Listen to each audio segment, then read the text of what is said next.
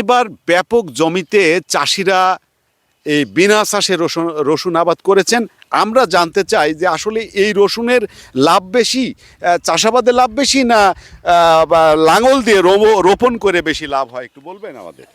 বলতেছি মানে চাষ না করি বিনা চাষেই লাভ বেশি হয়, খরচটা কম, চাষ দেওয়া লাগে না, লাগানোর পর আবার খ্যার আমরা দিই, ঢেকে দেই।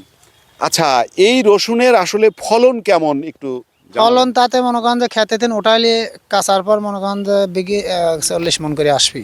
খরা মৌসুমে মনে করেন 1000-5 টাকা হইলে তা মনে করেন যে মন, হ্যাঁ 5000 টাকা হইলে গৃহস্থ পোষাবি। পাবনা সদর উপজেলার মাহমুদপুর এলাকায় মাঠের পর মাঠ এবার বিনা চাষে চাষিরা এই রসুন আবাদ করেছেন। আমরা আসলে জানতে চাই কৃষক, তার সঙ্গে তিনি এবার 2.5 বিঘা জমিতে রসুন আবাদ করেছেন। আসলে আপনি আমাদের বলবেন যে এবার কেমন আসলে ফলন আশা করেন আপনারা? জি আলহামদুলিল্লাহ, খুবই এবার ইনশাআল্লাহ ভালো ফলন হবে। এবার আপনার প্রতি বিঘায় না হলেও 40 মন থেকে 35 মনের মতো রসুন উঠবে। বিনা চাষে রসুনের বাম্পার ফলনের সম্ভাবনার স্বপ্ন দেখছেন কৃষক।